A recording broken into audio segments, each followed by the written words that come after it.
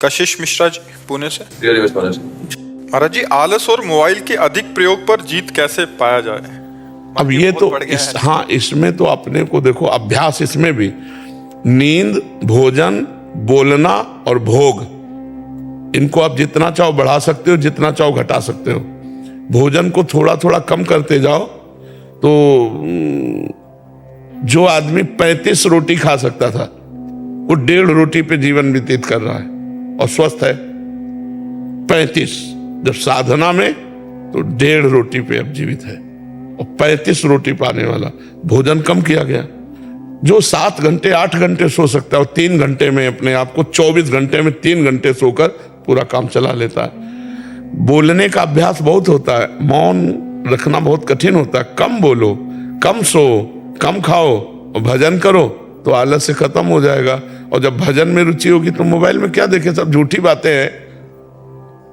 कोई सीरियल है, कोई सिनेमा है, कोई नौटंकी, सब झूठी बातें। क्या देखना है उसमें? केवल समय नष्ट करना। और इतना सामग्री मोबाइल में है कि अगर 24 घंटा लगे रहो तो लगे रहो। फेसबुक है और कौन, हाँ इंस्टाग्राम, जो का, हाँ ये सब इसी में लगे रहो, इसी में। पहले मैं चलाता फोन बहुत, बाद में मैंने आपका चैनल सब्सक्राइब किया। जब भी बोलता चैनल हो तो पूरे फोन में सिर्फ आप ही आते थे 24 घंटे।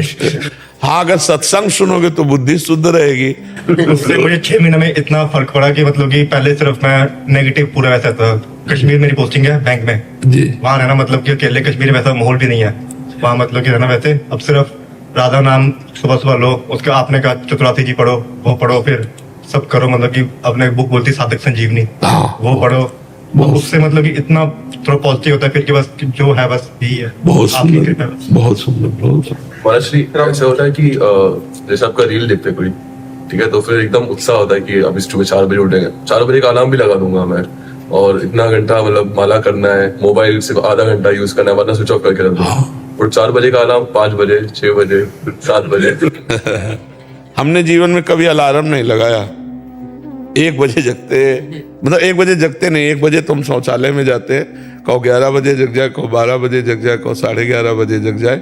कैसे उठा जाता है? ऐसे थोड़ी उठा जाता है कि रजाई से झांक लिया, घड़ी देख लिया। पहला काम रजाई फेंको, पहला काम रजाई को फेंको और उठ के बैठ जाओ। और अगर झपकी आने लगे तो उतर के खड़े हो जाओ, टहलो, पानी पियो, शौच स्नान करो, फिर अपने साधन में लग जाओ। अलार्म थोड़ी उठाता है।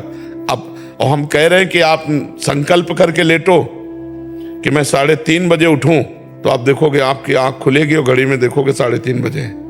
वो परमात्मा आपके संकल्प की पूर्ति करे। कभी घड़ी और अलार्म ये सब करो, अपने समय से उठ जाओ। अभ्यास से ऐसा हो जाता है। तो इसके लिए थोड़ा मेहनत करनी पड़ेगी कि अब जैसे अलार्म बजा, सुना तो तुरंत उठ जाओ, एकदम उठ जाओ, बिल्कुल आलस्य मत करो। ऐसा करो, पहले बिस्तर से हटो, रजाई फेंक दिया, बाहर हो गए, और फिर एकदम मुंह आदि धो करके फिर नाम जप करने लगो, जो अपनी दिनचर्या में लग जाओ। 4 बजे तो बहुत कम है, 4 बजे तो यहाँ सत्संग शुरू होता है।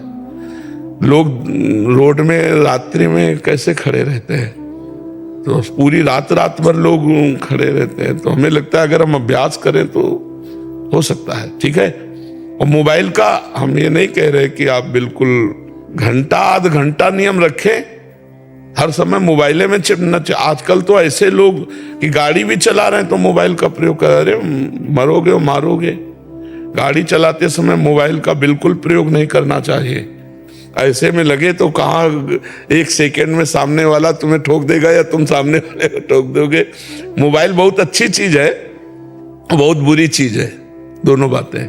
अच्छी चीज है कि आप अच्छे उसमें से चैप्टर ले सकते हो, प्रसंग ले सकते हो, समय पर आप किसी को फोन कर सकते हो। बचाव पक्ष में बहुत है और फंसाव पक्ष में भी बहुत है। तो इसलिए विवेक का प्रयोग करो, अच्छा ग्रहण करो, बुरा का त्याग कर दो। अभ्यास युक्त रहो जिससे आपकी नींद आदि नियत समय पर हो जाए। कै बजे सोते हो? जब आप उठते हैं। जब आप उठते हैं तब से। वैसे तो भले आदमी 5-6 बजे भी उठ जाते हैं, कोई तो 11 बजे तक सोते हैं। तो कोई 2:30 बजे उठने वाले भी बड़े हैं, दोपहर को 2:30 बजे उठने। तो फिर नहा धो के खा के फिर सो जाए। महाराज जी, बट यहाँ पे आके नींद नहीं आई। यहाँ पे 3 से नींद आई नहीं बिल्कुल भी। हाँ, दिव्य धाम है भगवान का यार। इनकी दिनचर्या कुछ ऐसी रहती है प्रभु, जैसे दिनचर्या ऐसी रहती है कि हम पशु चिकित्सक हैं तो हमें लेट हो जाता है, 9 बज जाता है कभी कभी फील्ड में, तो हमें सोने में 10-11 बज जाते हैं, सुबह इसलिए भी लंब हो जाता है। तो 11 बजे सो जाओ, 12, 1, 2, 3, 4, 5, 6 घंटा केवल नींद पर्याप्त है साधक के लिए। तो अगर आप 5 बजे उठ जाओ तो दिनचर्या चल पड़े। बहुत सुंदर दिनचर्या। अभी देखो 7:15 बजे हैं, अभी लग रहा है कि सूर्योदय होने वाला है। नहीं, अब लग रहा है कि सूर्योदय होने वाला है। तो हमें लगता है अगर 5 बजे भी उठ जाओ तो पर्याप्त है। 6 घंटा सोना चाहिए गृहस्थ आदमी को।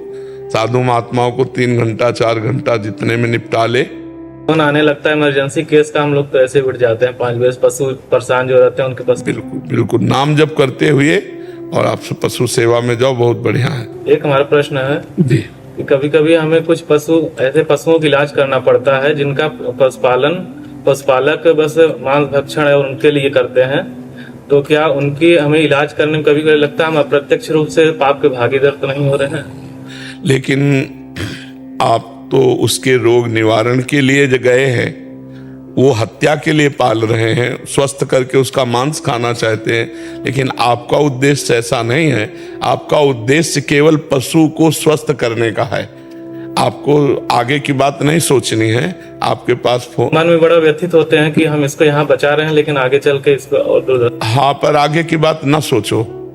वर्तमान के प्राप्त सेवा को आप केवल उस समय देखो कि इस समय इस पशु को मुझे बचाना है, मेरा कर्तव्य है इसे दुख रहित करना। आगे भगवान जाने। कहीं भी फोन आवे तो आप पहले उस पशु में भगवान देखिए और उस पशु को स्वस्थ करने की भावना कीजिए। यदि हम ऐसा सोचें कि इसको कल कोई मारेगा, तो आज ही हम मार रहे हैं, क्योंकि हमें सूचना मिल गई कि वो रोग से ग्रसित है और हम नहीं गए तो वो तो कल मारता, आज हमने मार दिया। हम जाकर आज उसे बचाएंगे, कल भगवान जाने उसका परिणाम क्या होगा, है नहीं? हर जीव का परिणाम अपना है। तो इसलिए ऐसे विचार के द्वारा हम उस जीव की सेवा करते हैं। आगे का केस भगवान संभाले कि वो हत्या करेगा कि क्या करेगा। हम वर्तमान को देखकर उसको दुख निवृत्त कर देते हैं।